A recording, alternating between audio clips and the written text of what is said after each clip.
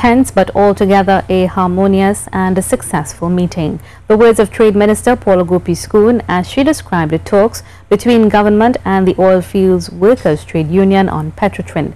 President General of the OWTU, Ansel Roger, on Tuesday met with Prime Minister Dr. Keith Rowley and members of the cabinet to discuss the way forward for the financially troubled state-owned oil company. Janine Brown reports. Over 1 week after Prime Minister Dr. Keith Rowley accused head of the Oilfields Workers Trade Union, Ansel Roger, of declining his invitation to discuss the way forward for Petrotrin, both parties, along with their respective teams, met for talks on Tuesday morning. At the end of the meeting, which spanned almost 3 hours, it was Trade Minister Paula Gopee-Scoon who was tasked with briefing the media. The government says that the meeting was a productive one.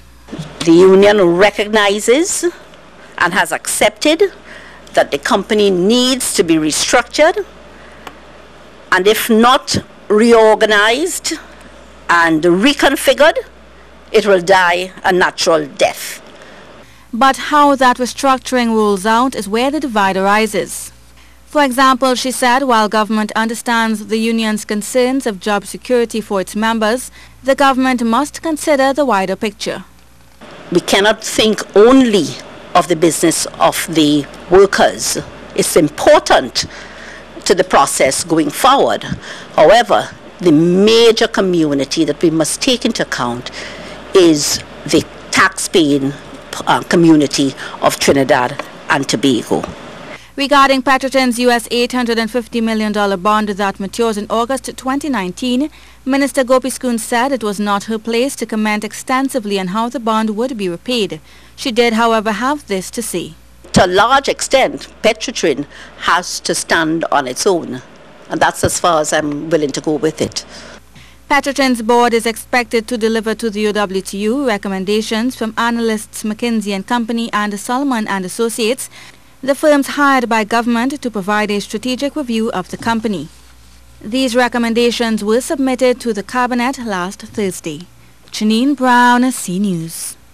The government seems to be set in its plans for how state-owned oil company Petrotrin is to be restructured. This is the view of OWTU's President General Ansel Roger as he gave his remarks following a meeting with the Prime Minister. Mr. Roger said the talks have only emboldened the fear that dark days are coming for his workers. Janine Brown brings you the story.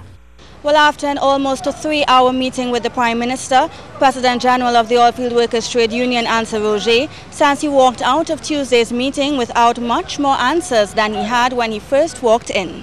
President General of the Oilfields Workers Trade Union, Ansel Roger, says for him, the only thing that seems clearer following talks with the Prime Minister is that the government is hell-bent on moving forward with its plans for the company without the input of the union.